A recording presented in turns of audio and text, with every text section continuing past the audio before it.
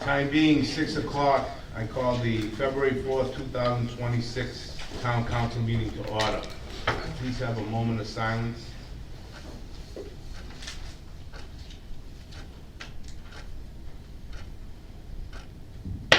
Please stand for the pledge of allegiance.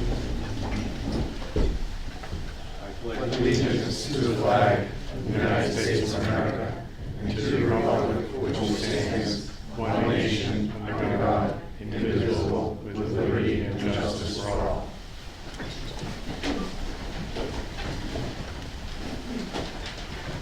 Okay. Note to residents, all citizens are welcome to attend public meetings in person. To view the live meeting remotely, citizens are encouraged to watch the live stream on Franklin Town Hall TV YouTube channel or live broadcast on Channel 9 and Verizon 29. To listen to the meeting remotely, citizens may call in using the number 1-929-205-6099. To participate in the meeting remotely, citizens may join the Zoom webinar using the information provided below. Meetings are recorded and archived by Franklin TV and Franklin Town Hall TV YouTube channel and shown on Comcast Channel 9 and Verizon Channel 29. Any participants who wish to speak during the webinar must enter their full name and email address when joining the webinar. All participants will be automatically muted upon joining the webinar. In order to speak, participants will need to select the raise hand function to request to be unmuted. All speakers will be required to state their full name and street address before commenting.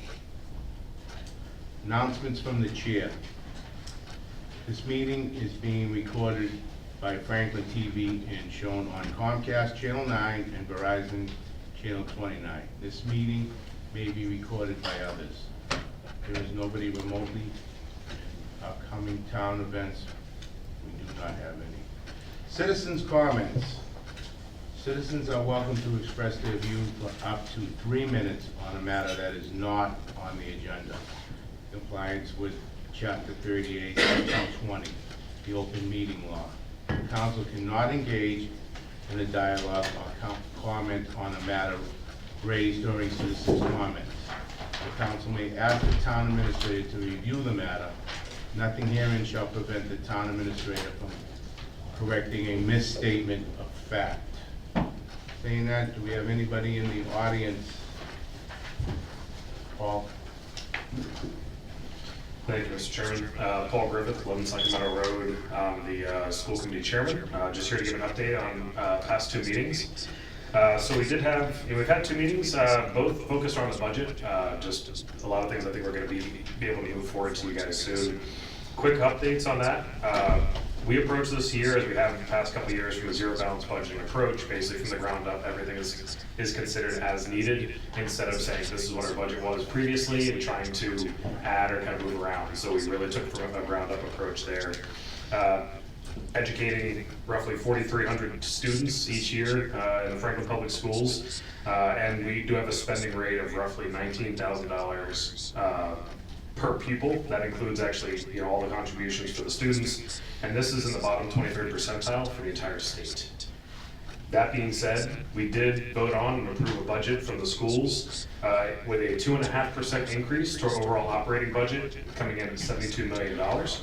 We'll be excited to discuss that more with you all in the future and also with the FinCom. And then we also had a separate meeting last night where we voted to move over our healthcare expenses into the centralized town healthcare budget line item of 910. This is something we've actually talked about quite a bit. I know a couple of councilors that have been around, we've had these conversations, and also members of the FinCom, where the schools have, to this point, been the only organization that have healthcare as part of our budget. So this is something that actually in coordination between Lucas and Jamie, thanks a lot Jamie for all the efforts there.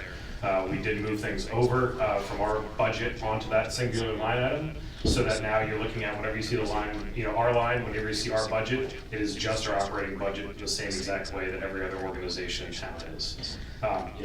It's been some really great and collaborative conversations kind of across the entire town as we've gone through this budget process. And I really want to call out that cooperative nature. I know it's a lot, there's lots of numbers flying around, a lot of people involved, but there's been some really positive dialogue on that front. We do have a hearing on February 10th, so this will be next Tuesday. At that hearing, anyone is able to come, anyone's able to speak, anyone's able to ask questions. It's a little bit unique, especially for the school committee. It's one of the only ones that we have in a given year. So we will be going through the budget line by line. That entire budget will be available as of Friday. So literally, every line for everything that we spend, every item that we've got is in there, is going to be documented. It's a few hundred pages, some light reading for the weekend for anyone who's interested. And again, I encourage anyone to call in, anyone either out in the audience or any of the counselors. And I do specifically want to call out, as actually Vice Chair Callahan did at our last meeting, that Councilor Morangello, Councilor Callaway-Tripp, and Councilor Griffith, we really appreciate you all coming in and being present for the budget discussion this past week. We did have an opportunity actually for Councilor Morangello to ask questions. So we were able to kind of get through and directly address multiple things for him. So appreciate that and encourage all of you to continue to attend when you have opportunities. Thank you. Thank you, Paul. Is there anybody else in council chamber? Just please state your name and that. Kim Yu Chow, 4 Barwood Road. I'm here on behalf of the Council of Aging. Just so that you guys know, and especially because we have Mr. Franklin Ridge over there. Franklin Ridge is actually broken ground. They are having their first informational session at the Senior Center this Friday from 1:30 to 3:30. And it's going to be 2 hours because 1 hour is going to be a presentation. It actually goes down to 62. So people who may be working now, they want to know about this.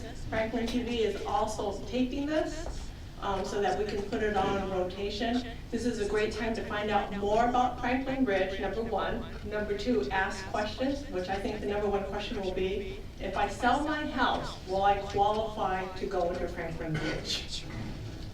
And stay tuned, you may be able to find your answer at this meeting. And we just thank the town, the municipal trust, the feds, really the feds, and the state in order to actually get this senior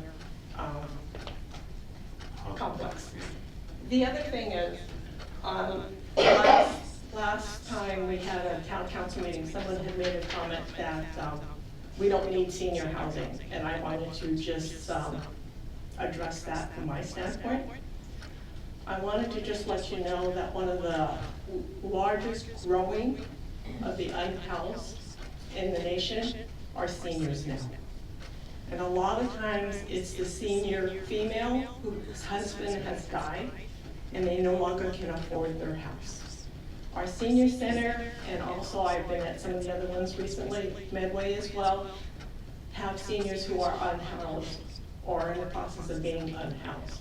In addition, the Central Mass Housing Alliance actually has opened a senior seasonal support program in Worcester, in which someone who is pretty much first time they're being unhoused will be able to go there as a shelter and they will help them find a home. I'm also affiliated with Pathways to a Better Life, which is a temporary overnight warming shelter in Milford. On Tuesday, they had their first 70-year-old female unhoused come for shelter in this cold country. So for people who believe that we don't need senior housing, we do. Thank you. Thank you. That's for sure. Is there anybody else? Gino, just state your name and address. Gino Carlucci, 1 Tony Lane.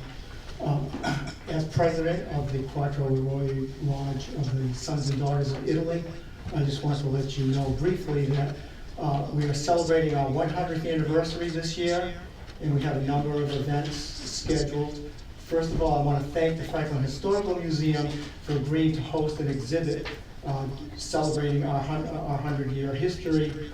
And that exhibit will be kicked off on April 12th with a presentation by author and historian Stephen Pulio. If you're not familiar with him, he wrote a book called Dark Tide about the molasses spill in the North End. He also wrote a book called The Boston Italians, and he's written books on the Civil War, World War II, the Irish Famine. His most recent is The Great Abolitionist, Charles Sumner. And so he will be available on April 12th. He'll be part of the second Sunday series that the museum hosts a speaker every second Sunday. And he will be available to sign autographed books, and we'll have books for sale. We also will conclude our celebration with a dinner in May, a pasta dinner. And I will come back when we get closer to those events and bring you more details. Thank you very much. Thanks, Gino. Is there anybody else?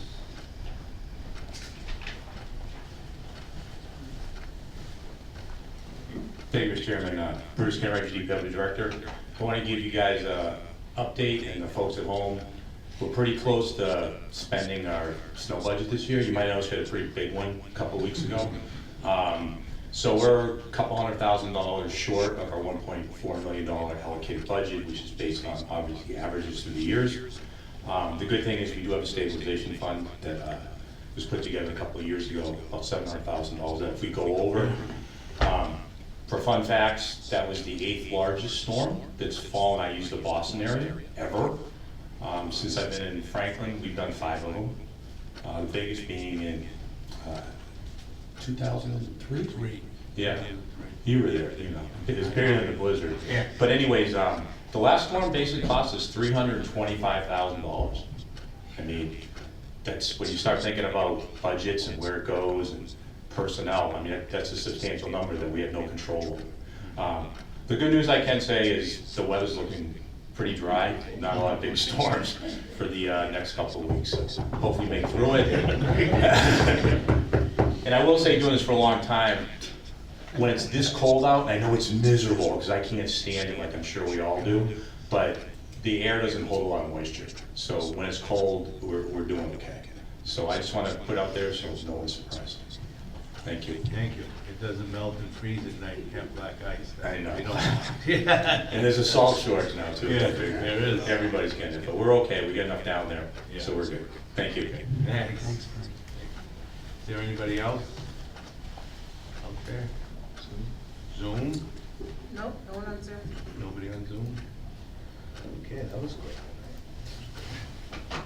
All right, next item on the agenda is approval of minutes. I will obtain a motion for the minutes on December 17th, 2025. I'll make a motion to approve the minutes from December 17th, 2025. Second. Have a motion and a second. All in favor? Aye. Opposed? Motion passed. Okay. Proclamation and recognitions, we have none. Appointments, we have none. Public hearings, we have none. License transaction, none, we have none. Presentation and discussion, discussion on 2026-27 Town Council Town Administrative goals. We'll start off with Jamie. Yeah, so through you, Mr. Chairman, my remarks are pretty short.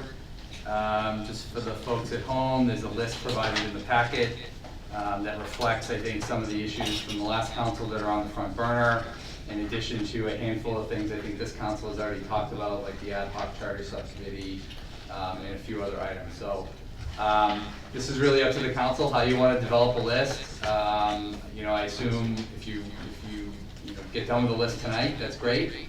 But I think everybody should just be able to put out there what ideas they have, and we'll try to work with you on whether some of these things are feasible, whether we have the bandwidth and the money for them, whether we prospectively might or might not. I did invite some of the department heads that might be impacted by some of these, so if folks have questions, some of the department heads here to answer questions. So yeah, that's it for a nutshell. I did include, by the way, and the second item on the agenda is not really an item.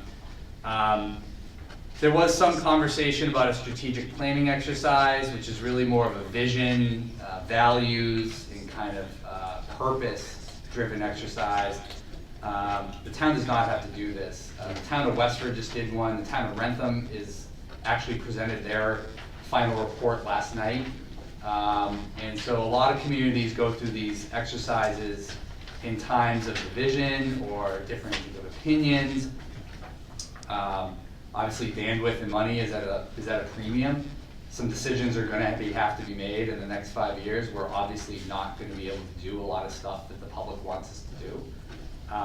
And so a strategic planning exercise is something, as you can see in the Westford and Rentham materials, is something to try to elevate everybody up a little higher out of the weeds and out of the minutia, and discuss a little bit more comprehensively, who are we as a community, what is the identity, what are our shared values. In talking to a lot of department heads yesterday, we had a department heads meeting, and I'll tell you one of the consensus issues we talked about was, there is a lot more, all of you in the school committee and the other boards in town, there's a lot more that everybody has in common in this community than does not. Sometimes it doesn't feel that way. But I also understand it can be time consuming for 3, 4, 5, 6 months. But it's really an exercise to try to bring the community together, bring the elected officials together, bring the staff together, to try to find a common purpose in times that are tough and challenging that we're all going through, whether nationally or locally. So I didn't have that in here, just so you know, Mr. Chairman, as a separate discussion item. Folks can talk about it if they want. It was just there as illustrative examples of other communities that have just recently done it. It was just to share some material. So this is not something we have to do. The council can decide to take that off. But the superintendent and I have talked about this for the last couple months. We actually did interviews with a couple of consultants who do this, one of which did the Rentham project over the last several months. And I will share that we both feel like if there was the desire of the school committee and the council to do something like that, it could be, we don't know for sure, but it could be something that could be an exercise to bring people together to realize that I think we all have a lot more in common and whatnot. So I just throw that out there. So appreciate the introduction, and certainly however you want to proceed with the goals list, it's up to the council. So would you rather just go through the councils and you guys want to list your goals, or do you want us to read the goals? Through you, Mr. Chairman, I don't think there's a need to read them. I mean, No, I don't we've think all so either, but- reviewed them. Yeah. I think in the write-up and the preparation that Jamie prepared, there Right. was discussion around, we don't have to decide this tonight, right? No. And I take your point around the use of a consultant. I'd like to hear other councilors' comments. And my opinion is that it'd be nice to have, but I'm not so sure we can justify the cost of it or the time for it. And I think the goals that were presented, some of them I would kind of view as, I don't know that I call them goals, but certainly the jobs that need to get done and the tasks that need to happen to kind of run the town for the next year or two.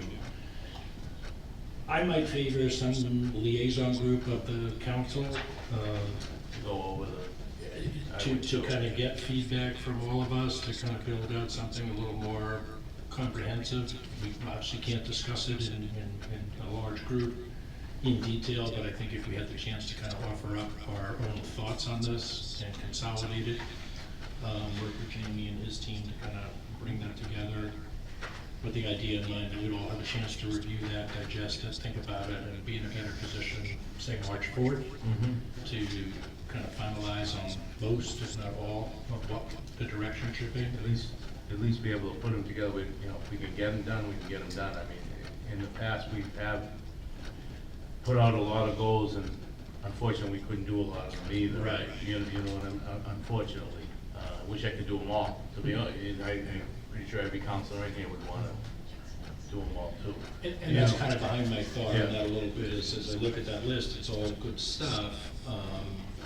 But I think we need some fewer, higher level overarching kinds of priorities, is a good word for it. Yeah.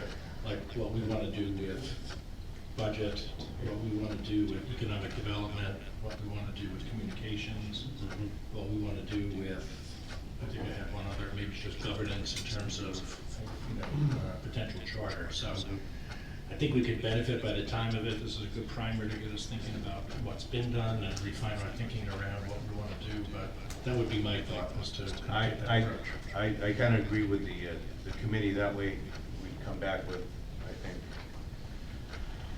a more general variety of knowing what could go by and what couldn't go, Right. whatever. And we can, it's a long-term discussion, not a long-term, but it's not a one-night thing, is what I'm trying to That's say. right, that's right. Yeah, I agree. I have to agree with Steve. I think it'd be good Yeah. if we got input from everyone, and that list could get synthesized, we can take a look at it and try and narrow it down, and then we can, work on it as a council. The one thing I would add to that, because I do agree with, to your point, not only thing at all. And there's a benefit to having a subset of us working on it. But so in the news over the past week, there's been some announcements of things that are going to impact Franklin. Yeah. I mean, Thermo Fisher with their layoffs, Panera with their layoffs. And it just got me thinking about two things. One is just more our subcommittees and how we think about economic development and how we, but also just taking a step back in our need to have discussions about our strategic goals. So we can do that as a team and kind of to your point, what are the principles? What are our core principles? What are our strategic goals? What do we want to be protecting, preserving, and aiming for? Mm-hmm. But then we also likely need to make that effective and impactful. Everyone's gonna, couple things. It's gonna need to be us and likely the school committee just because of how budgets get spent in this town. But we likely will need a third party to help us take those principles and actually make an action plan. I want us to be, I would love for us to be able to do that without anyone else, but there are people who, in theory, should be experts at leading these types of conversations and helping us think about the things that we're otherwise missing. And I worry if we try and do it all ourselves, Gonna slip away. we're gonna slip away. Yeah, no, I Right? agree with you, I agree. So there's an opportunity for us to, maybe, we can probably start thinking through what the core principles are. But if we want to be successful, I mean, in the long run, as a council and just, really supporting the town, we really do, it's important for us to think longer term. What is our plan, what is our strategy? So that we don't find ourselves in a position 2 years from now where we haven't made enough progress and everyone's realizing, oh wait, we need more money for DPW and police and fire and schools and and we need to make a better plan, or at least be more transparent about our core goals, our core principles, and how we're going to look to accomplish them. And I guess I'm saying I agree 100% with the idea that there's no way we can line up on all the goals today. No, But and I also agree that we need to kind of pull, make some decisions ourselves, and we can get that conversation, get that discussion started between ourselves and the school committee. But to make it impactful and make it effective, we're gonna likely need some third-party help, which I don't wanna pay for. I don't know that anyone does, but I do think we want this town to be successful, and that may be what we require. Are you talking about having like a facilitator for it? Yeah, something like that. And you may know better, like others may know better than I who exactly can do that, but I do know that there are folks who are trained in that regard. Yeah, what do you think, Jamie? So, this is great, and I don't want to intervene actually, but I will on this. No, please. So, Lucas and I met with there's two different consultants that are in the packet. To Councilor Mtg's point, there are trained facilitators. I think corporate agencies use these folks too. There was a capital account that was approved by the council for marketing, branding, and phasing. Yeah. The two of you remember that. And after the marketing project got a little controversial, we basically postponed that. I think Councilor DeLorco and Councilor Cormier let you know that. If you were to do a third party, it wouldn't cost your operating budget any money, and you wouldn't have to spend any more free cash. You would just use the excess of that account to draw that down with the remaining balance that's there and be able to use this. And quite frankly, given where we're at as a community, I think it'd be money much more well spent, especially with a new council and a new school committee. It's the middle of the decade. You got 5 years outlook. You're gonna get a 5-year fiscal forecast next week. If you were gonna do something like this, now is definitely the time to do it. If you do wait a couple years, you can still do it. But I think, given the tenor in town around development and everything, I think the town really is at a crossroads on a lot of these issues. I just want to assure you, it wouldn't cost the town any money. You wouldn't have to vote for any appropriations. We could just draw down that account and pay for it. Rentham was $15,000. Just to clarify, it wouldn't cost the town any money that's not already allocated. That's not already allocated, right? It's But it wouldn't you be can't spend it for anything. somebody that, right. So Rentham paid $15,000. I do think this would cost more because Rentham did not include the schools. So if you just double that, and Lucas and I have both talked about interviewing each principal, like getting into what they call, I think, the 18, and they call something different, like your department heads, right? The athletic director, technology director, and then obviously all of you and probably many of the other boards and committees. But I just wanted to assure you on the finances, it wouldn't impact the operating budget right now. James, just one question. You said we'd have to double it, and we have that money? Yes. Okay, I just for everybody to know that we do have that money. Yeah, I was just gonna go right down the line. Oh, sure. You want to skip me then? No. Well, I'll be fast because I had 2 pages of notes and everyone just said exactly what I wanted to say. Which was, I thought that the especially actually the Rentham one, I thought that vision, the plan was wonderful. And I think that's something really critical for us, but I was very worried about the money. I didn't want to pull out $15,000 to $35,000 and tell the town, you know, hey, we're gonna spend this on a consultant to come and talk to us about our goals. I wanted to see that be done in-house. But knowing that we have the money in the marketing and branding account already, which as Jamie knows, I was already going to object to, because I know that is one of the goals, and I was gonna say, I feel like that is something we can scratch off the goals list already, because that's gonna be far too expensive and not something that's necessary for the next couple of years. But so knowing that we can repurpose that money for something like this, I think that's, I'd love to see us do that. Because I think that we do need to bring in the schools, the other boards and committees of the town, and finance, yes, and get everyone aligned, make sure that we have all the voices at the table to figure out, you know, where it is that we want to go and build our goals off of that. So my 2 pages of notes, very quickly, but, and I'm done. No problem, thanks. Ted? Thank you, Mr. Chairman. So I think we're wordsmithing a little bit here. I think council goals is a little bit different than long-term vision, long-term planning, long-term, you know, what we want for the town over the next 5 years. So I think we have to be maybe a little bit careful how we talk about that stuff, because Jamie's outlined here in the packet, and we're already late because it's February, right? Normally council goals would be set by now. So I already feel a little anxious that we don't have necessarily our direction for this year, and more importantly, our staff don't have the concrete direction that they need and deserve for this year. So I, from my point, having sat here for a few years now, I think the council goals as outlined by the town administrator are a great place to start, because it gives direction and it gives focus.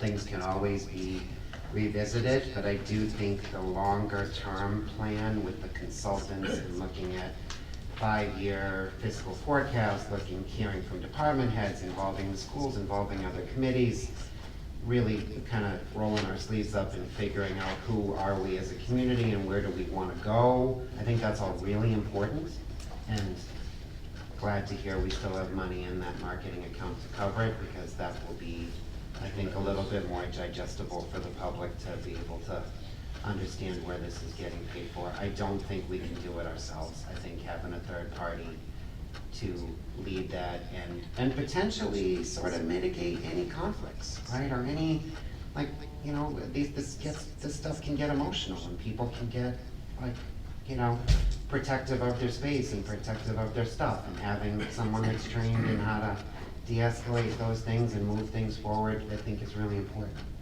So I would be in favor, because we've set aside the time tonight, to at least approve some goals for this council and the staff for now, and with one of the objectives being the long-term plan. And I just don't want to see us kick the can more and more and more down the line about, well, we don't know what we want to do, because I think that just leaves everybody in the dark. Thank you. Council LeBlanc? Councilor Cormier Ledger said exactly what I wanted to say. We do need a set of goals that is short-term. When I say short-term, 26, whatever year we're in. Yeah.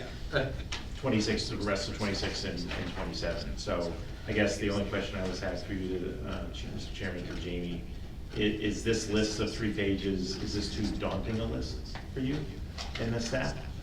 I guess, because ultimately, this is the list. Is it too many things on this list? You made it, so. There are not too many things on this list, and the reason why is, I think, to Councilor Malloy's point, some of this, like the Beaver Street Interceptor, is not gonna be things you're gonna be dealing with until the closeout. So some of these are very, very limited time, but we have to finish the project under budget, on time, right? So they are a big deal. This is not a daunting list that's here, and I did that intentionally because this is the stuff that was on the burner. Also some of the stuff you all had mentioned that we agreed to, and then I figured tonight you guys would have a lot more input to share in there. And notably on economic development and some of those issues. This has been a transitionary time where Mr. Taberner retired a year ago. It took us 6 months to get Marina on board. Amy Fagiulietti did the economic development before, and I did it as deputy town manager before her. So we really don't have anything on that, so it's an open discussion for that topic. And I know there's some master plan elements in there, but as written right here, I don't think that this is a daunting list. And the last quick thing I'll say is, obviously the finance section is mostly stuff that's just in process that we do. But as you probably have already figured out, if not you will, you know, a really solid half of your meetings at some point this year involve finance. And probably a third to half of them will be all finance. Next week will be all finance. The actuarial and the audit presentations is like almost an entire meeting, right? So when you add that up, that's already baked into your schedule. So, you know, I think that section probably will be more time than what's written here, but this is not a daunting list for us to accomplish. And to your point on the economic development stuff, I mean, everyone knows that's kind of a passion. It's one of the reasons why I'm sitting here, is I want to try and find a way to do economic development. While there's not a lot here, that I am confident that that subcommittee or liaison or whatever we land will come out with much more detail, but as long as it's addressed. The only other thing I would say from a finance perspective is I would like there, and I think this, you said, Jamie, this year was the first year we did a 6-year capital plan. I don't think we've ever, is this the first year we did a 6-year? We've done, yes and no. We do have a 10-year for facilities, and there are, like, technology as a 10-year. Okay. But we did look out 6 years, and we're trying to build that out to really have everybody have a 10-year. So we did Okay. take a step forward from a basic 5-year. The charter requires the 5-year. Okay. So this is the first year we've done 6, and we hope next year it'll basically be, look at a 10-year. Okay, I guess then you answered my question, which is I was willing to be one of the goals that we get to a 10-year Yeah. capital plan by this time next year. I would like to Yeah. have that be one of the goals. And again, it lands on your plate. That's, I just want to make sure. That's Actually, their plan. yeah, it lands on their plate. Yes, I understand that, but we're not doing it. They're doing it. They Just a shout out to the bleachers in the back. Yes. Piece of pie. Those bleachers.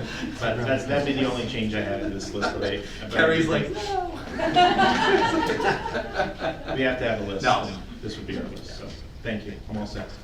Thank you. Councilman Joe? Thank you, Mr. Chairman. Actually, strategic planning is something I've been passionate about for a while. Been bugging Jamie for a while on it. I actually took a class in my intro to public administration class at Bridgewater. I had Dr. Lewinberger. She made me make a strategic plan for my life. And so I actually had to make a mission statement. I had to do a SWOT analysis on my persona. And it was actually a very useful exercise, and it really helped me a lot. But it really is not something that's very simple. You really have to have someone external because you have a lot of blind spots to be able to do it. So I'm full support of doing a strategic plan, but I also want to make sure we pass a set of goals tonight. I don't want to kick the can down the road. This is why we're here, and it's already February. So I'm just going to dive right into it. I did work on, I did put out an unscientific poll for people. We had 150 responses. And just keep in mind, I have to keep in count, both what's popular, but also people might be underrepresented as well, who might not have taken the time to fill out a poll because they're busy working 2 jobs, et cetera, et cetera. So the first job is in that vein is, I was wondering if we could get a fixed bus route for DOTRA in addition to the current on-demand service. The other one, the biggest thing I was hearing, I think we had like 89 people who talked about the desire for sort of more objectivity in the budget process. And so I have some language here. I did send it to Ted, so he has it. But I'm just going to read it out loud. Starting in FY 2028, TA recommended budget funding for departments with 10 FTEs or more shall be based on and justified by an objective, data-driven budget narrative analysis, including how much services are used, cost per use and efficiency ratios, what factors drive costs up or down, what higher or lower funding would mean for service levels, why the funding level makes sense versus other major departments given overall budget constraints, and how Franklin's metrics compare to at least 3 comparable communities with a written rationale for selecting what makes a community comparable that eliminates selection bias. I just think we already do a budget narrative. It's already there. Most of the stuff's already in there. I just want to make sure that when people read the budget narrative, they know why things are funded the way they are. And so I think this would go a long way to making people feel like there's more trust and transparency. It doesn't single out any department other than maybe the smaller ones, because I don't think, we start with 10 or more FTEs. And this is a negotiation, so I'm willing to amend, is that something that is amicable to you, Jamie? Or Mr. I can't, It's okay. Come, Jamie. Yeah. I'd have to get the language. Yes. That was a lot. It's not a bad goal. We can add it on there and we can talk through the next couple of years about what, I will be honest, I'm trying to decipher what all that means.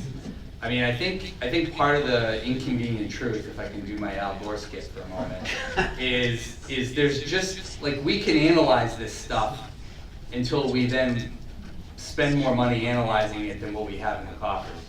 I think as you'll see in my memo next week, and I think as you'll see in the, 80% of our costs are pretty big. Natick has 39 librarians, we have 13. So I think if you're saying 10 or more, I would argue you shouldn't have any FTE requirement, right? Okay. I would say this year, y'all are gonna learn the budget hopefully really well. And you're gonna be very hard to find a lot of dollars in there that don't have a stakeholder behind it.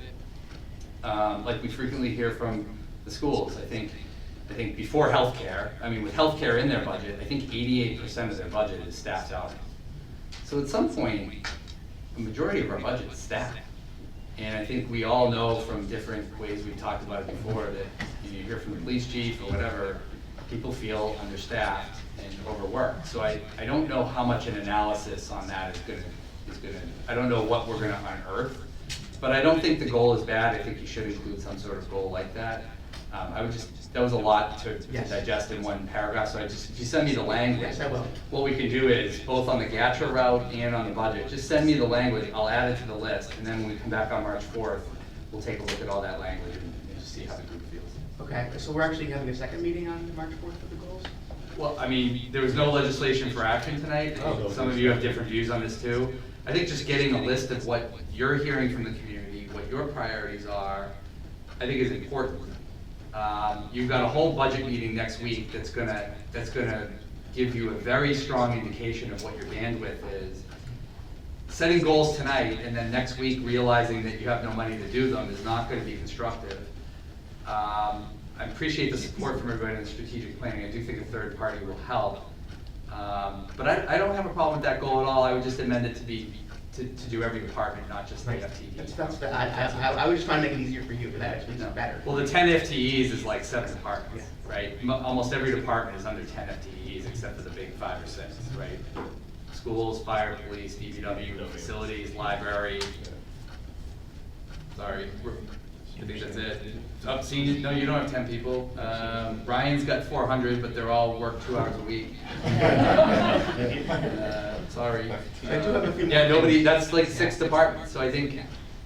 It's fair, if you're willing to do, you know, the analysis and base their funding based on that analysis, for the most part, you know, that I think would go a long way toward allaying people's concerns and feelings about, you know, different departments getting X or Z, Y or Z. They know that this was done partially, and that's why the money's going the way where it is. At least and then the council could amend it. They could still amend it, but this is just for the TA recommended budget.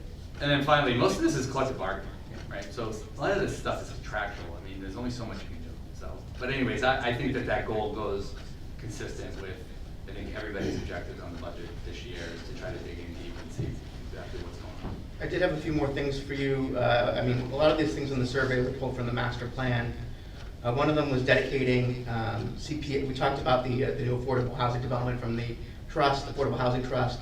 One of them is to allocate annual CPA contributions to that trust, so we have more projects. CPA to what? The Affordable Housing Trust. Oh, the trust. Yeah. Next one is pursuing DOER climate leader designation. Composting was a really popular one. There was a language in here for the goal around strategy to prioritize and finance town infrastructure. And to the end of that, that says, and open space and recreation, I want to add, with the specific emphasis on traffic calming measures, improvement at key intersections, annual accessibility audits, and ADA compliance improvements. And some of that's federally required. And the final thing, this is it, I promise. I noticed we have a lot of plans that, like, you know, so we have the affordable housing plan, we have the strategic plan, the master plan, the mission, and I wanted to eventually maybe, you know, add in mission values in the future. Not doesn't have to be this cycle, but I think we should have a 10-year cycle. That, so we know this, in year 1 we do this, year 2 we do that, year 3, and every 10 years it repeats. So we don't get caught off guard when, oh my God, we have all these plans to do it once. And I'd like to add to that, I realized why. I realized I had ADA twice, but ADA transition plan is one, housing production plan, facilities assessment, capital improvement, anything that's regularly occurring, just putting it on a list and saying, okay, this is when it's due. You're gonna send me an email? I will. Thanks. Is that it? That's it. That's all I yield. Okay. Councilor Callaway-Tripp?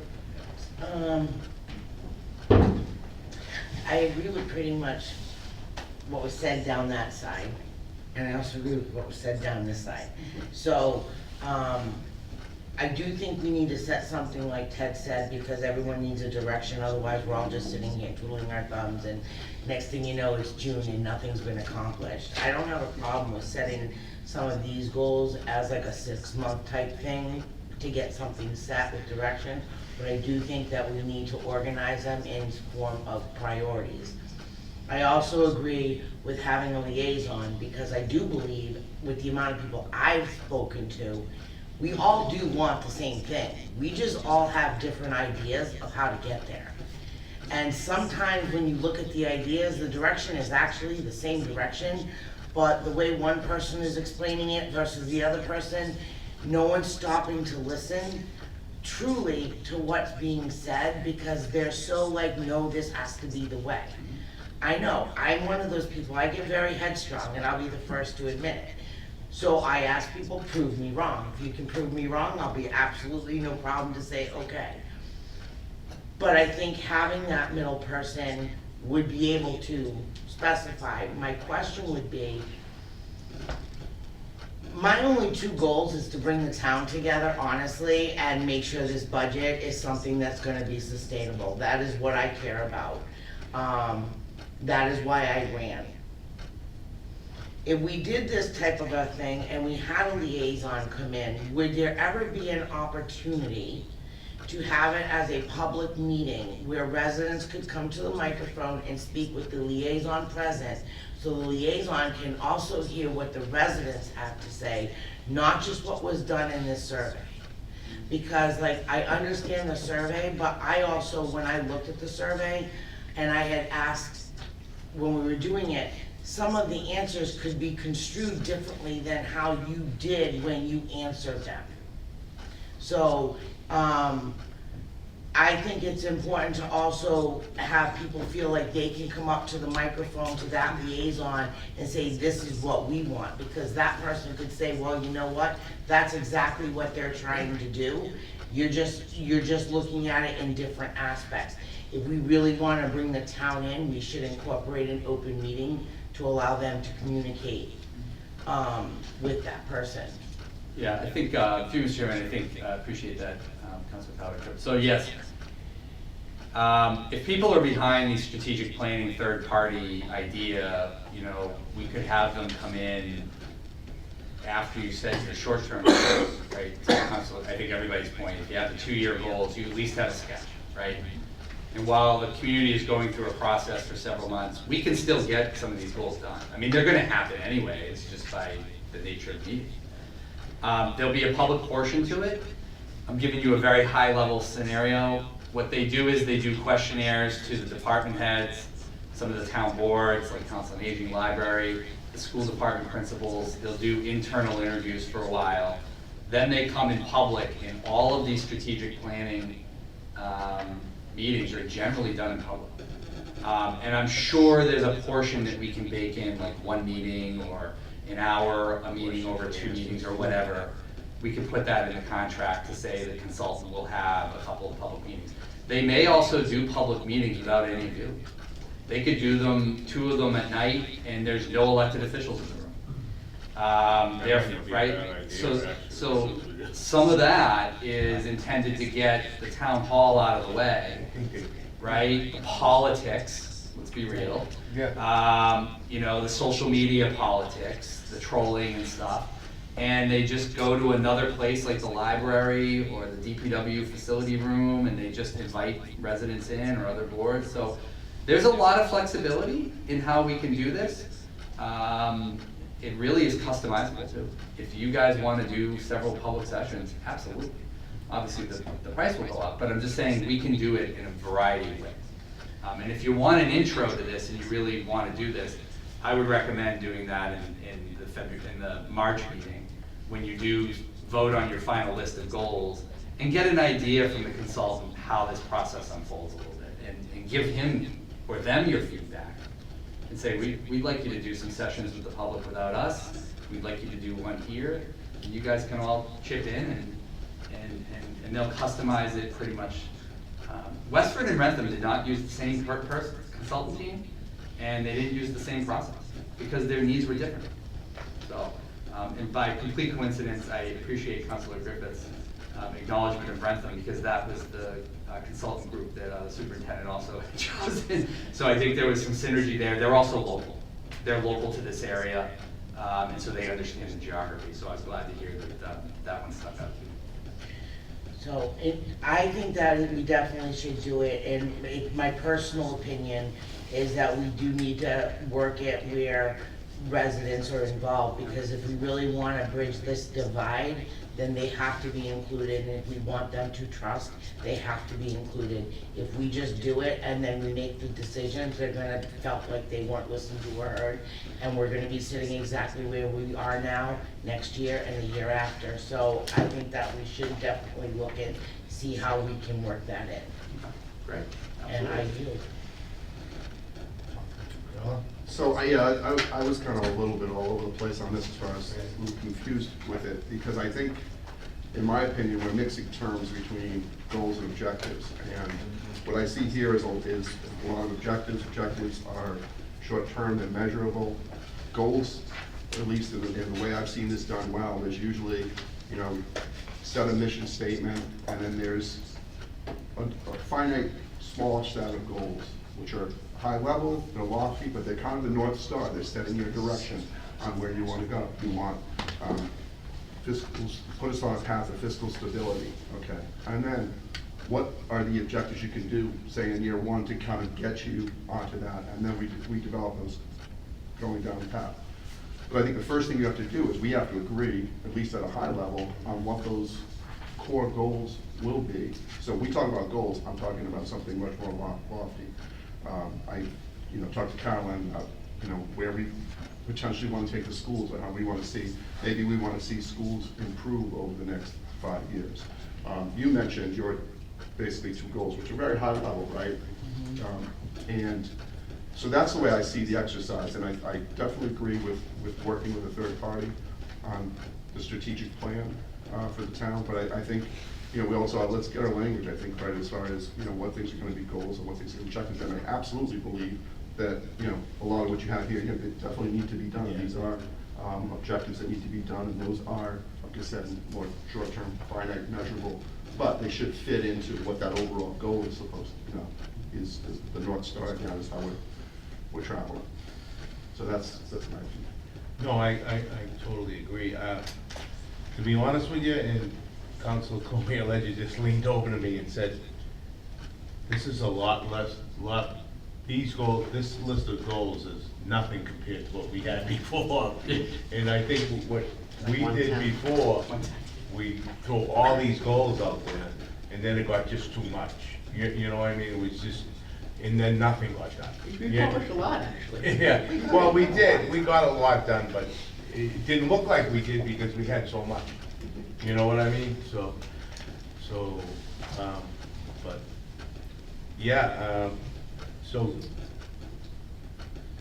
Jamie, should we just, should the councils email you with other goals, or? Yeah, I think, I hope somebody And then brought we can- one. I know my Councilor Blank bought the 10-year capital plan, Max had 6 or 7. You don't have to do it tonight, you can send me an email, I'll compile them into one document, I'll edit this. Yeah. Draft that's already out there, and then on March 4th, if you're amenable, we can invite in one of the consulting firms. We'll do this first, obviously, but I can add them all in there, you can have a discussion and whittle them down. I do think what's here is digestible, but if there's other goals that folks have, I mean, we probably still will have some bandwidth to do some stuff. So if people have initiatives they want to try, like, you know, Max, a good example I is can come up with more. well, I know you, but like the fixed bus route, you know, I mean, we've had that vision for many years. Many years. Of a 140 fixed bus route that's going from Franklin Country Club all the way to Gorelick, back and forth, stopping off. I mean, that's really where you're gonna get a lot of yield from public transportation. We've struggled to finance that, right? There's a cost to that. We've been working with GATRA on that. We've tried to find some solutions. That's an excellent goal. I think that was in the master plan as well. But to me, that's a great goal and objective. And that's a great example, I think, of the stuff that, you know, I would ask all of you to send me or comment tonight, you know, on some of that stuff you'd like to see. And also, the last thing I'll mention is, there's gonna be goals that come up in October, right? I mean, you guys know, I mean, there's just stuff that comes up that you don't see coming, that we can't anticipate. There's just gonna be other things that will arrive. And there's gonna be other community priorities that will come to all of you too, based on what's going on in DC or the state or locally. I think we usually do a year check-in. So we'll do a midway report, and I think that's where last year, I think you guys dropped like about a dozen goals that were not affordable. We left them on, but Well, that's what I was gonna say. but we dropped them, but for all intents and purposes, Yeah. we weren't able to find these things. I will say, some of the climate stuff is gonna be hard about a climate leader. We had that last year. You know, a few of these are gonna be challenging, and I think we'll talk about that on March 4th.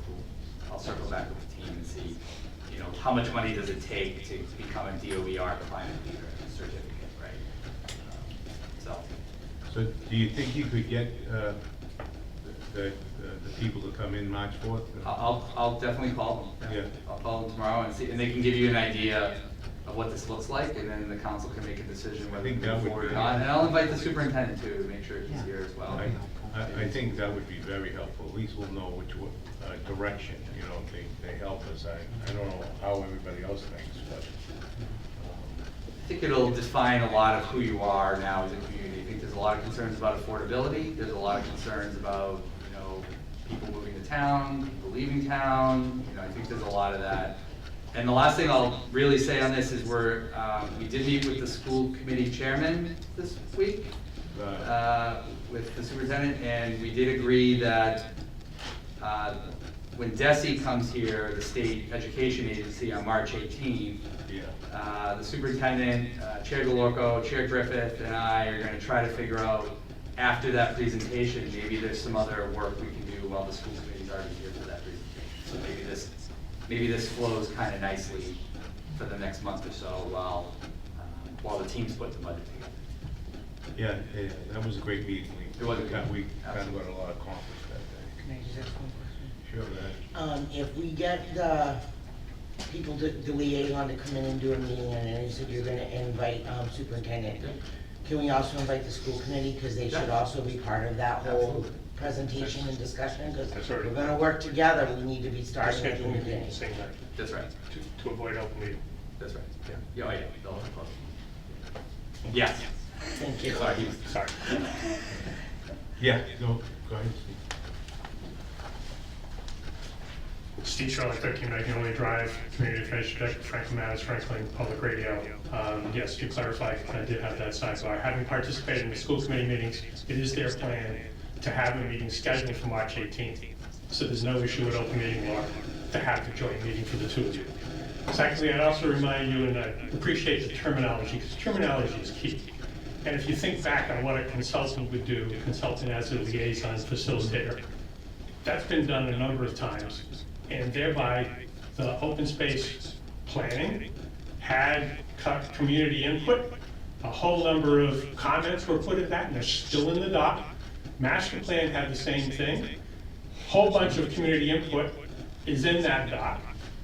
The housing plan had a similar process. So to the extent that people are sitting here, and not just you, and saying, we don't have a direction, we don't have a plan. The master plan is designed for 10 years. Housing production plan is designed for the future. We're not recognizing what's already been done.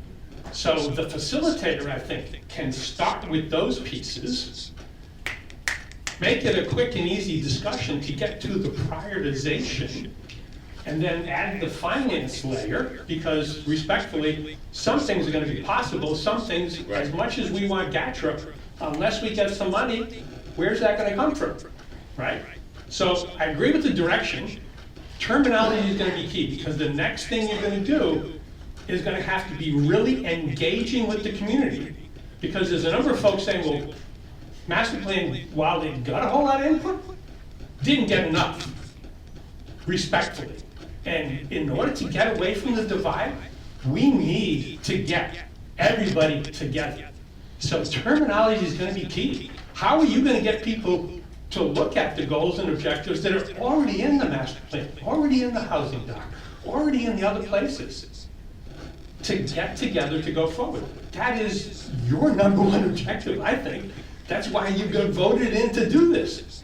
And just a quick plug, we're here for TV and radio to help you do that. Thank you. Thank you, Steve. That's one of my goals is communication, so. It's on already. Good, man. Thank you, Mr. Chairman. Mark Minichelli, 31 Longfellow Drive. Good evening, councilors.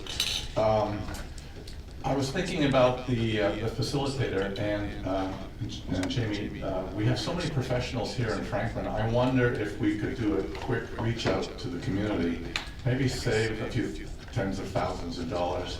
There might be somebody from our own community that would volunteer their time to facilitate a session, an exercise like that. So it's just a suggestion to maybe avoid some spend, even though it's available to us. If we can get somebody from our own community to help facilitate, that would be great. I also wanted to advocate for the GATRA bus. I realize it was on the last session's agenda for a couple of years and didn't make much progress, but we've got a new team this year. I hate to remove things that we think are valuable because we think they're difficult. So the Gatford bus, I would love to see that left on the agenda. I'd also love to see the climate leader community goal left on again as well. I know that was another one that was not achieved during the last session, but I also believe it's valuable.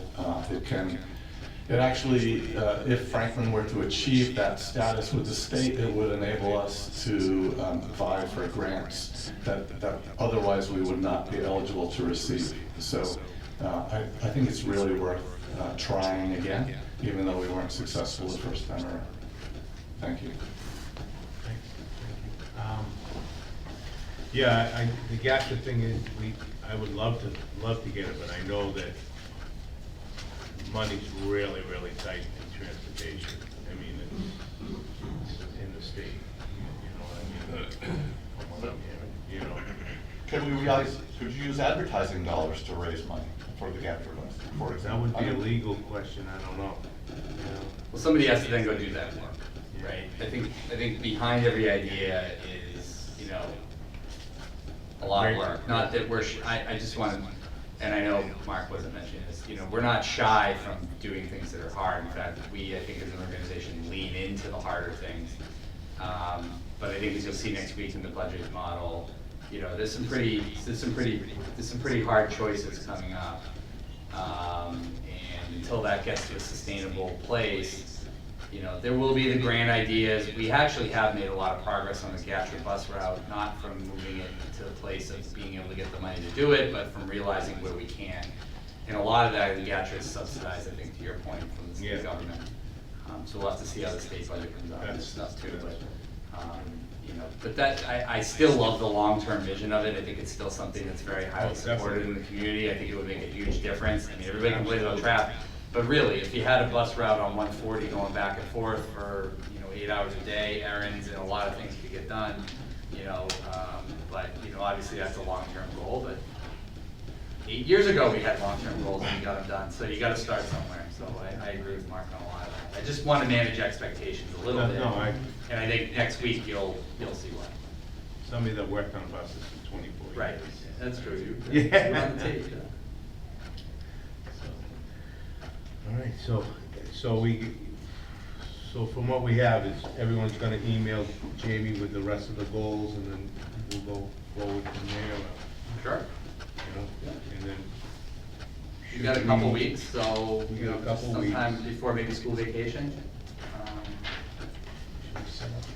Do we want to talk about a subcommittee? Yeah, that's what I was just gonna say. I think we should. I think we should, go ahead, Mark, that's what. And just email him individually, do not copy everybody else. Right. I think we pretty much all got that so far, so. Put a small group together. I would say we put a small group together, that's legal. Then you gotta right? post a meeting.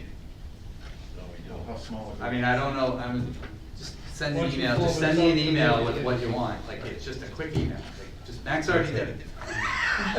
Just, All right, why don't we do the, all right, yeah, then we'd have Shoot me an to post, we'd have to post a meeting. then you gotta post a 48 meeting, you hours gotta appoint a subcommittee, it just Yeah. becomes bureaucratic, Yeah, you know, and stuff.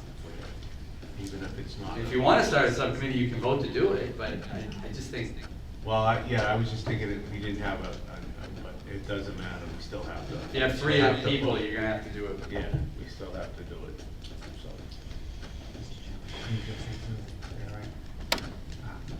Thank you, I know I already spoke, but I wanted to, Mr. Sherlock and Mr. Kelly kind of stole exactly what I was thinking. I think it's very important, Jamie, that we tell the consultants that we have these plans already in place. Oh, yeah. And we'd like to build on them. That would Right, definitely be as smart. opposed to starting from scratch, like a ton of work, a ton of money has gone into those, community input has gone into those documents are launching points, right? My other point that I think would be important to you, Jamie, is to say to your department heads that it's okay to dream a little. Right. That it's okay to come to you with an idea, even if right now we don't have the money, right? Because the last thing that we want, at least the last thing that I want, is for everybody to feel hopeless. Because that can get depressing quick. That's right? Like, people still need to feel like, okay, I run this department, I've been here forever, I know this is needed, I still want to advocate for it. It might be on the dream list, but I want to still be able to put it out there and have it be in writing and have the community get behind it. We've talked about a community arts center, for example, forever, since I moved here, right, 10 years ago. And we're not there yet. It's a dream.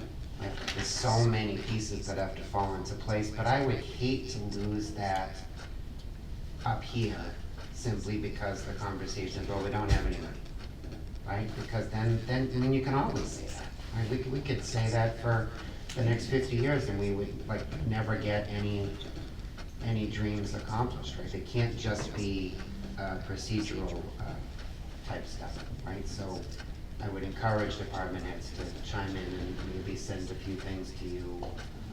God knows Brutus has a long list, right? Most of them do, and I know our friends at the library have lists, and our friends at and the schools have lists, and like all of these groups are just like, you know what, if these things weren't barriers, we'd love to do X. So I think that has to still be part of the conversation. I agree. That's great. Yeah. Thank you very much. No, I agree totally with Council Cormier-Ledger when you just throw everything at it. Because you want to walk in, when I walk into a meeting like, for my budget, and they say, really? That's what you want to hear, because I throw everything at it. Well, but anyway, so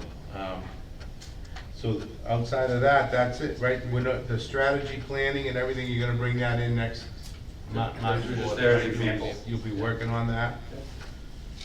so we don't actually have to hear these No. presentations now? Because we're gonna hear it March 4th, right? Just examples. So that would be great. At least we'll know, you know, we'll get a better idea, you know what I mean? So I guess we're gonna move to, On 9 already? yeah, legislation for action. Resolution 26-08, adoption of amendments to the procedures manuals of the Franklin Town Council. Clerk will read the resolution. Thank you, Mr. Chairman. Town of Franklin Resolution 26-08, the adoption of an amendment to the procedures manual of the Franklin Town Council. Whereas the Town Council of the Town of Franklin by Resolution 25-82 adopted the procedures manual of the Franklin Town Council dated February 2nd, 2022, and whereas the Town Council now wishes to amend the procedures manual, said amendments being set out in Exhibit A attached hereto.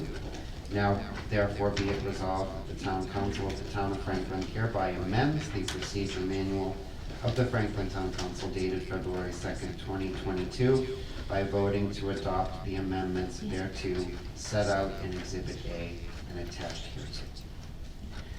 You heard the resolution, do I have a? Motion to approve resolution 2608.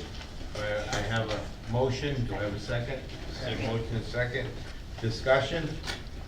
Mr. Chairman, for clarification, I did receive via email some suggested edits, but those councilors would really need to present those as They have to edits amend. so it can be voted on to amend, just so that procedures are clear to everybody. So that's discussion now, so. Councilor Blank? So I am one of those folks that proposing a slight change.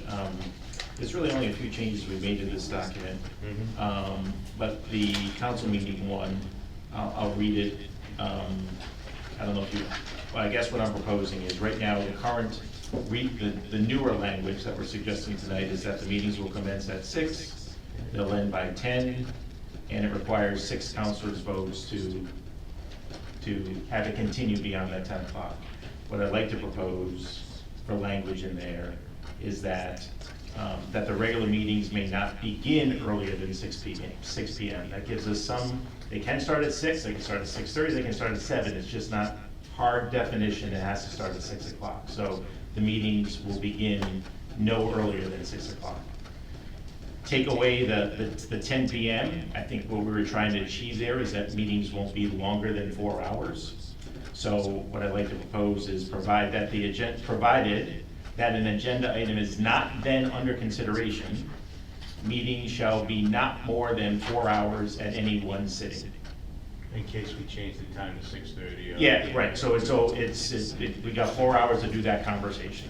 And the other piece of it is that, if we're in the middle of an agenda item, we will finish that agenda item and just not be taking another one up after that. So when we get to 3 hours and 50 minutes, if we have an agenda item, we're making a determination, is that sucker gonna get done in 10 minutes or is it gonna take longer? So, but I thought that was important to put that in there. And then the other thing was, it did say a minimum of 6 counselors. I think that's a little on the high side, that it has to be a supermajority. I think it should just be a simple majority, so that the language would read, unless otherwise voted by a majority vote of the council. So those are my kind of 3 changes, is that, again, it can begin not earlier than 6, it would last 4 hours, as long as we're not in the middle of an agenda item, and it would just be a simple majority to continue on after that 4 hours. I could put that in exact language and put that as an amendment. I second the amendment. So, yeah, so he said, so that he wants that as amended, and Max seconded. So there will be a discussion on that. Discussion on the amendment, everybody? I have no objections, I think it's good. Does anybody have any objections on that? Okay. Huh? Vote on the amendment. So we have to vote on the amendment now and then go back to the councilors for the other ones. So then, right. Just take them one at a time. We're taking them one at a time. All right, you got, all heard the amendment? You wanna read it? Well, I would, yeah. Yeah. Want me to read Oh, what you want? already sent it. I already sent it to him? Oh, So okay. he has to- I was wondering how that So he was. can read the exact language that I proposed here. I kind of wordsmithed Please. the little discussion. An operator will assist you. So, Councilor LeBlanc, Amendment. your amendment is as follows. Yes. To page 5, section 2, under council meetings, correct? Yes.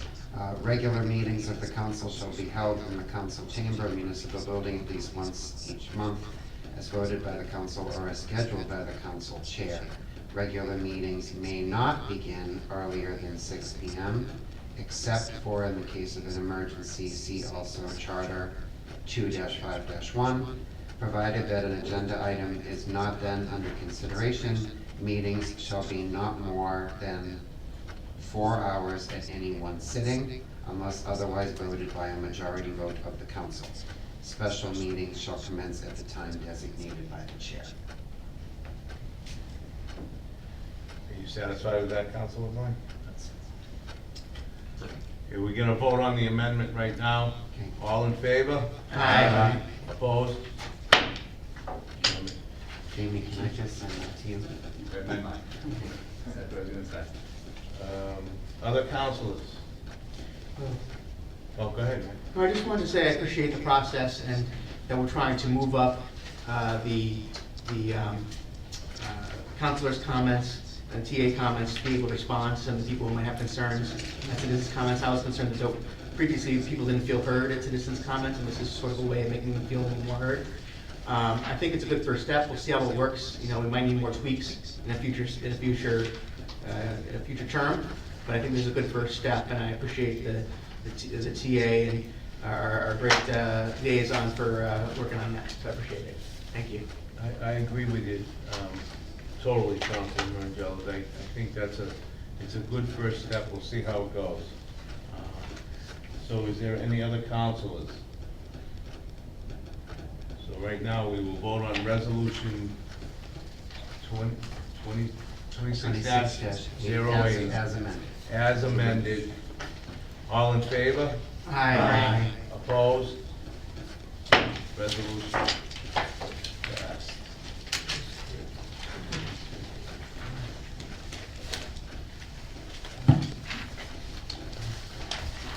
That's right.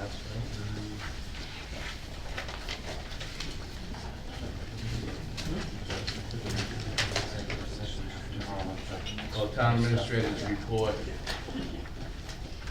Earliest one ever. Been a long time. Well, as you saw with the reordered agenda, hopefully, I think Councilor Boyd and I spoke a lot about this, hopefully, council comments, TA reports, subcommittee, hopefully that stuff will be all done pretty quickly at the beginning of the agendas, and if you can see legislation and all that stuff is really for the end. First, huge congratulations to Kim Carney on winning the 2025 USA Field Hockey Grow the Game Award. Congratulations.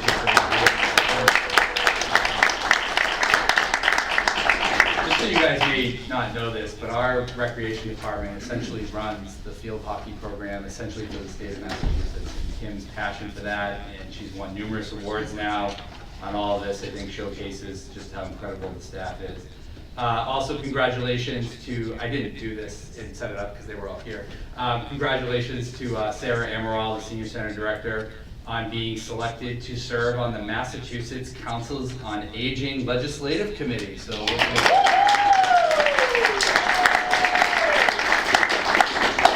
I was going to give the snow and ice report, but the DPW director beat me to the punch, so I'm glad that he took the hit for that, so I don't have to mention it again. Good news also, our communications director, we just did make a hire and someone accepted the position, so they'll be starting on February 23rd. Before everybody tries to dump every idea they've ever had on her, we'll introduce her at a meeting probably in March, and then assuming there's some communications liaisons at some point appointed, we'll try to bring that together. But I know she's extremely excited to be joining us. She is not as excited as Julie and I are excited to have her. And then finally, a bit of sad news. I think as everybody's heard, Thermo Fisher is closing their plant down here in Franklin. They still have a handful of other sites in Massachusetts. Same thing with Panera Bread. This is on the heels of Cold Chain Technologies. Before you all were on the council, I announced that last fall. So I just so everybody knows, and I mentioned this to the council, but I reach out to all of those firms when they send us the announcement. We set up a kind of an exit interview, debrief, to try to understand if there's anything locally. I do include our state legislative delegation in those offers, just because oftentimes there's tax agreements or there's other things with the state that maybe could have been done with mass development or an economic development agency. They have reached out back, and we will be meeting with Thermo Fisher in a few weeks, so I will report back to the board if there's anything that we can be doing here, as economic development's a big priority. So far, the message has been from the interviews I have done with Cold Chain and others that there really was nothing locally that could be done. A big part of it was the loss of the NIH grants. So I think you're starting to maybe see an impact of some of the federal cuts. And obviously the cost of living here is extraordinarily expensive, so I think businesses are just doing what businesses do, where they just have to reorganize and reshuffle, repurpose.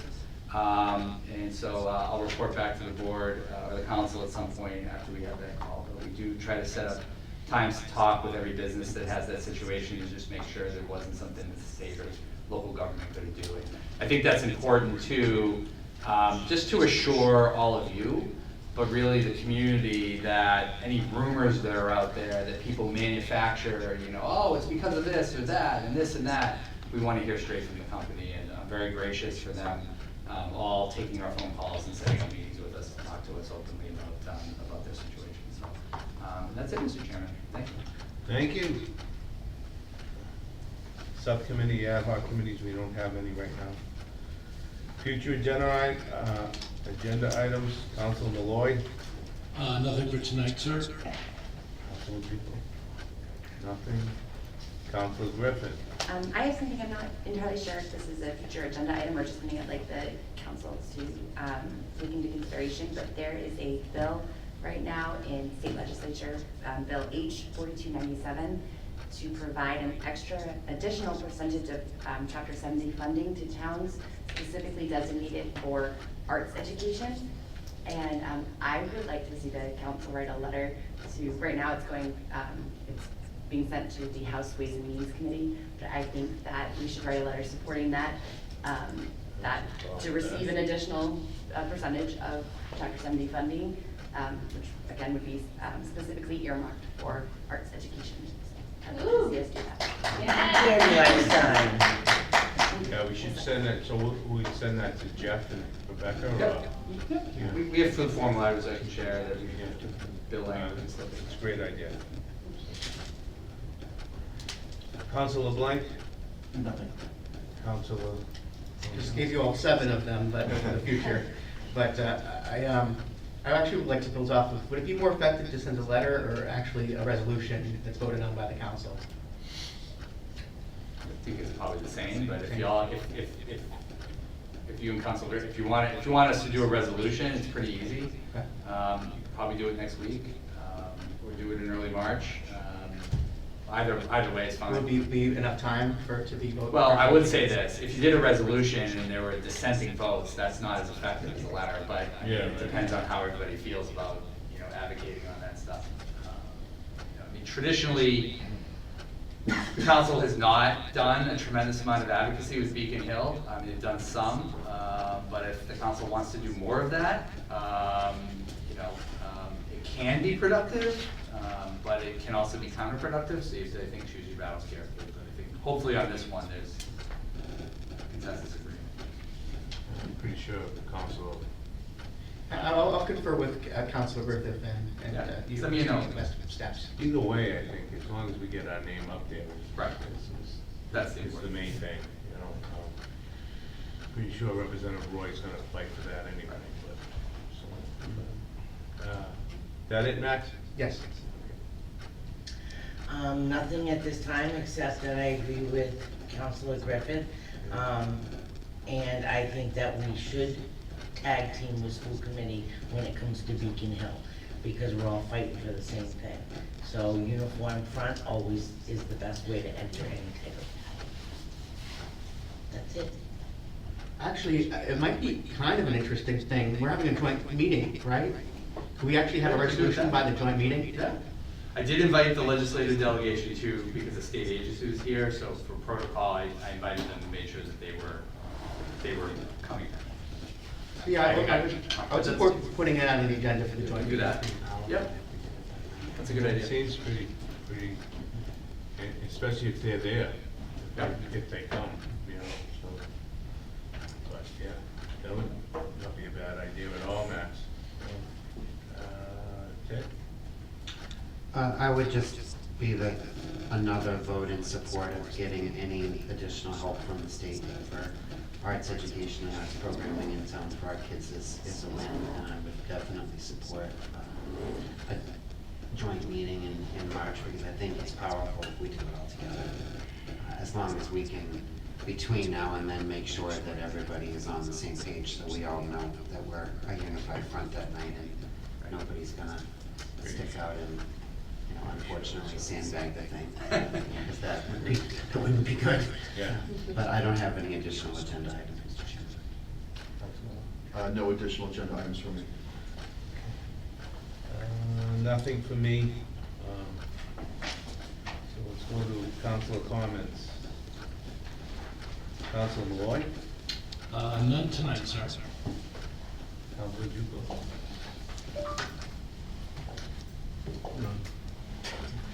There's something I was. You were in heavy thought there, and I was like, what's going on? There is a topic that I'll probably bring up next time. Okay. That's on my mind, it's more broader. You were just in heavy thought, brother, that's all. No, we're good for tonight. Councilor Griffin? I don't have to. So first thing I'd like to say is that I know there's been a lot of concern in the community about the traffic on Lincoln Street around school pickup especially. Yeah.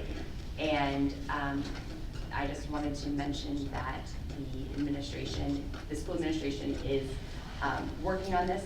An email went out to Lincoln Street families yesterday maybe about no longer queuing for pickup until 2:20. As of right now, like I picked up my child at 1:45 or 1:35 the other day for an appointment, and people were already lining up, even though school isn't let out till 2:45. So I just wanted to first of all, I want to thank the Franklin Police Department, who is supporting this. They're going to be there, making sure that people are not lining up too early and blocking the traffic on Lincoln Street. And then I also want to thank the school administration for pivoting and making some changes to keep Lincoln Street safe there. So wanted to mention that. Oh, and then I wanted to ask, for parents to, help and, kind of, I want their buy-in and willingness to wait on lining up to make sure that we do keep those roads clear and safe. So that's one thing. Another thing I wanted to mention is that today is World Cancer Day, and I just wanted to send from the town council our love and support to our Franklin cancer warriors and survivors, and remind our residents and everyone to get your, keep up with your recommended screenings and talk to your doctors about health concerns. Something we should always be keeping in mind, but as today's World Cancer Day, I wanted to mention it again. A couple other things is Franklin Fire Department is hosting a Stop the Bleed workshop on recognizing and controlling severe bleeds to help save lives. That's 2 days from today on the 18th. Franklin Rec Department is looking for teenagers who want to be leaders in training for their summer camp programs. That's kind of neat. Franklin Food Pantry is collecting through the 8th. They're collecting soup donations for their annual Super Bowl challenge against the Weymouth Food Pantry. So if you have soup donations, you can bring them to the pantry, or you can send things through their Amazon wish list. And the last thing I wanted to mention is that Scott Mason's Franklin and Miniature exhibit is still on display. It was supposed to end a couple days ago, but they pushed it out, so I think it's through the 15th. So if you haven't seen it yet, it's at the Historical Museum. So I wanted to just mention that too. And that's all I got. That actually, the traffic thing actually came up at the meeting that we had with the superintendent and Chair Paul Griffin, and there is gonna be a plan in place to try to get rid of that. Councilor LeBlanc?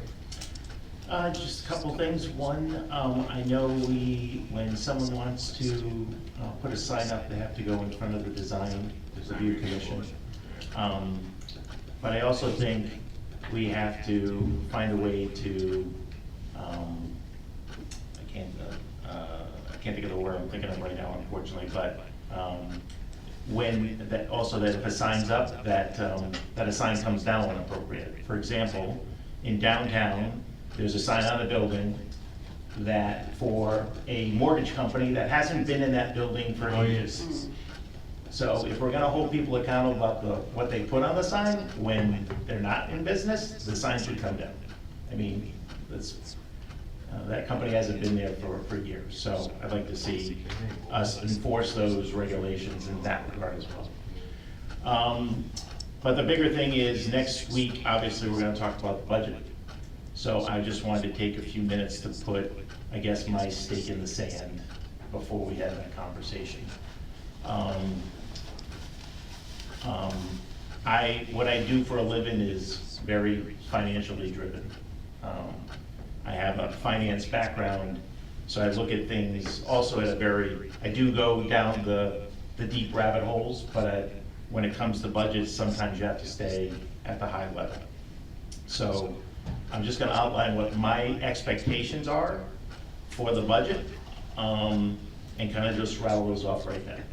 So from an operating expense standpoint, for the operating departments, I'm expecting that all the contractual salaries are no more than 2.5% this year. I'm expecting the non-contractual salaries to be no more than 1% than they were over this year. This is everything based upon fiscal year 2026 approved budget. I'm expecting all expenses to be equal to or less than they were budgeted for this year. However, if there are expenses that would go over that, I would like a justification and a rationale for those expenses to be above what they were this year. This expectation is not just for the town, this expectation is the same for the schools. I did listen to the schools meeting last week. I did see that, as was pointed out, they came in at 2.5%. But if they start following these guidelines, actually would technically come in probably less than 2.5%. So that my expectation is the school would follow the same premise as well with their budget. I also would like to see in the budget restoration of these programs and or services. 2 paramedics, 2 police officers, a senior center nurse, library hours returning on Sunday, and that the TA office is fully staffed. We just talked about our goals, and 1 person, 2 people that are sitting over there cannot do it all. I know there's a lot of rhetoric or complaints about paying this much or that much, but to run a company that's $150 million, it can't be run by 2 people at the top and all of these people. It requires a lot more. So I do believe that needs to be staffed. I do feel that we need to have a position from I'll say a full-time, but I'll take a part-time economic development. We have 3 companies moving out. It's about marketing. We need to fill those buildings. We need to build. We need to do a lot of things in town. We need to continue to develop downtown. All of that requires a focus, and right now there is not a focus on that. And the last 2 things, at least to add, I want to add trash pickup to the fields, which Councilor Cormier Ledger may love that, and I want to make sure we return summer help hours to the DPW.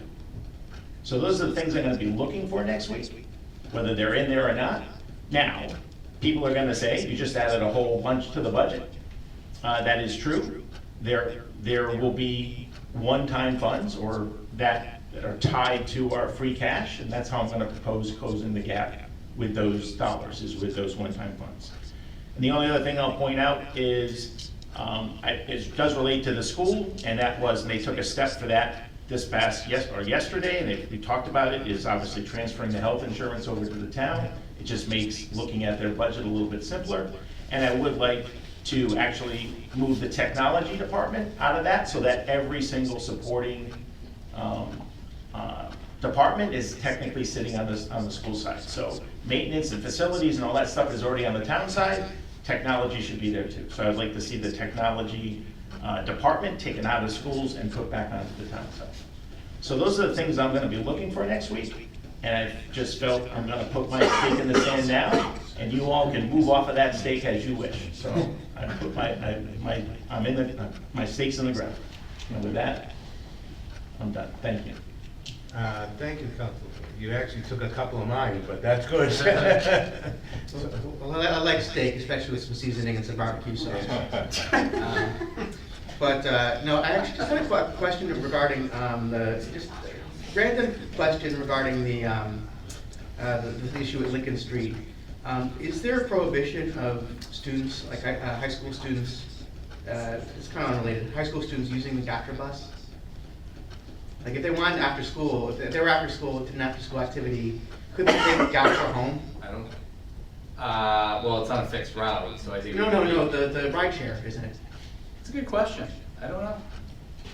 Because I just thought if people are, worried about having to pick up the kids, I don't know what the rules are for minors. I don't think it's going to discriminate against anybody. I think logistically it's going to be hard given how frequently the bus comes, how impatient people are, and then trying to find where the spot is, because one of the struggles we've had with GATRA is pickup spots, right? So, but I'll look into it, and we'll just as an I'll look option into for people it. or parents, looking to avoid the mess. I don't want to have I don't want to shift everyone on the yellow bus to a GATRA bus. That wouldn't make sense, but I just think if it's another option for after school hours, that maybe that's something that parents could consider. I don't know the answer to that. I'm not sure. We'll get that for you. Either, Matt. That's a great question. And I just want to thank all the employees who are doing their hard work. I actually got to ride in the plow with Brutus. I got to take a little tour of the DPW, and that was a fun experience, and I got to learn a lot about what they do. And I know that it's really hard work, working those late hours, especially during a football game. So I want to let everyone know that I appreciate what they do, and with that I'll yield. You're always looking for drivers, Max. That's right. Double time on Sunday. Honestly, I don't have really anything at this time. I'm just anxious to start moving forward with the liaison and getting into the budget and start looking at the numbers. That's about it. Well, you know I have stuff, Mr. Chairman, so, yeah, but thank you. Great job, DPW, great job to all of our staff, really, for getting us through some tough winter weeks. Want to quickly shout out and say congratulations to all the staff, crew, and the actors over at Franklin Performing Arts for a fantastic production of Steel Magnolias. I was able to take Mama C over there to see that as a special Christmas present, and it did not disappoint. The waterworks were in full effect, so thank you to everybody that made that happen. Thank you to, shout out to our friends over at the school committee. I know that they're juggling a ton, and the online comments, particularly through Facebook, have not been all that kind as of late. Dealing with the busing issue at the schools, dealing with some pretty sensitive bullying issues that they're tackling. I was really proud of the school committee members that stepped up online. There was one thread, I don't know if anybody caught it, it was 180 comments in, and it turned out the child didn't even attend Franklin Public School, they attended the charter school. But I was really proud of the school committee members that chimed in, offered their help, offered to work with our superintendent to reach out to the school, because at the end of the day, it's a child that's in need and it's a family that's struggling, and we should do whatever we can to help them. I had a great meeting, you know, trying to better understand some of the school committee concerns and issues. As I always have, getting together for coffee is way better than just pontificating on Facebook. So thank you to school committee member Reese. We had a great coffee. One of the things we talked about was expanding the after-school program in the buildings. And I know that that's not our purview, but I'm putting it out there to the universe, hoping our school committee friends are looking. This is nothing against the Solutions Group. Their license capacity is just too small. They can't service the needs of our town. They opened up, I believe it was yesterday, and again, within 24 hours, completely sold out.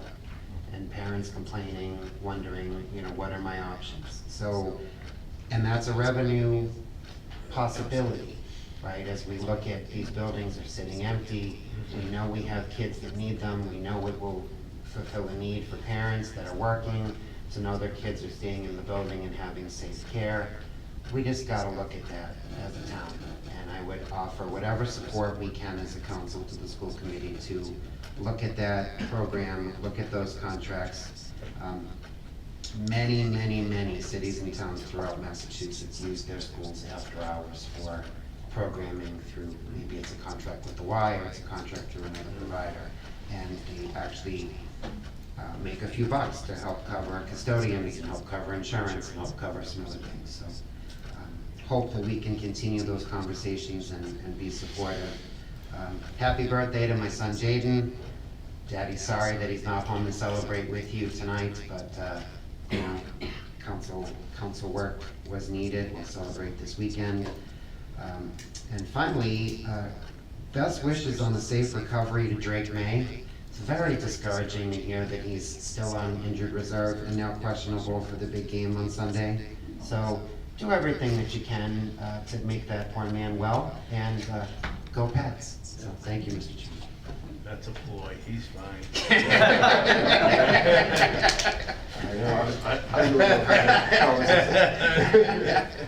He's on an injured reserve. Yeah. But he is questionable with his shoulder. Yeah, I just want to just really quickly speak on behalf of 3 former Franklin residents.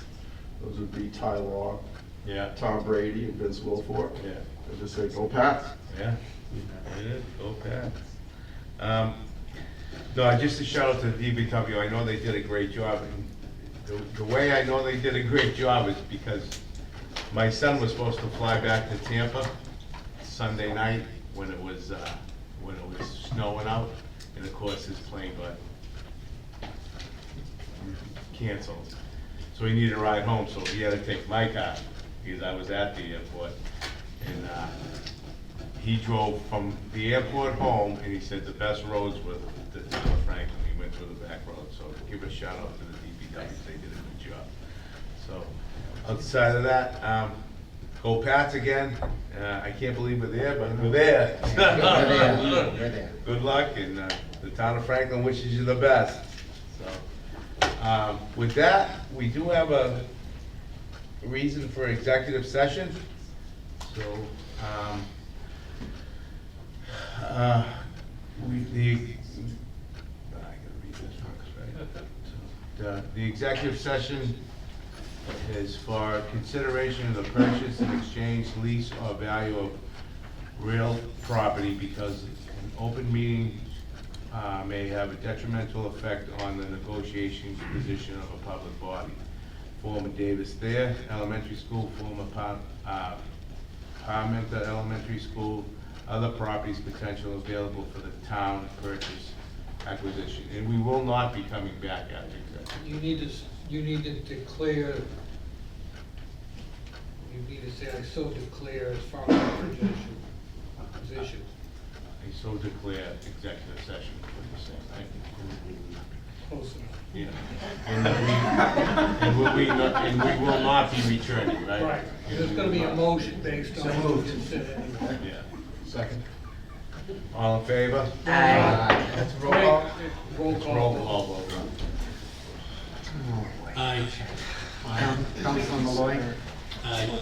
Councilor Juzel. Aye. Councilor Griffith. Aye. Councilor LeBlanc. Aye. Councilor Marangelo. Aye. Councilor Kelly Trips. Aye. Myself, and Vice Chair.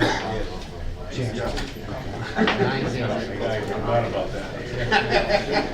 Good night, everybody. We are now producing this in collaboration with Franklin TV and Franklin Public Radio. This podcast is my public service effort for Franklin, but we can't do it alone. We can always use your help. How can you help? If you can use the information that you find here, please tell your friends and neighbors. If you don't like something here, please let me know. Through this feedback loop, we can continue to make improvements. And I thank you for listening. For additional information, please visit franklinmatters.org. If you have questions or comments, you can reach me directly at suresteve@gmail.com. The music for the intro and exit was provided by Michael Clark and the group East of Shirley. The piece is titled Ernesto Mañana, copyright Michael Clark and Tintype Tunes in 2008, and used with their permission. I hope you enjoy. And by the way, you can also subscribe and listen to Franklin Matters Radio on your favorite podcast app. Search in podcasts for Franklin Matters.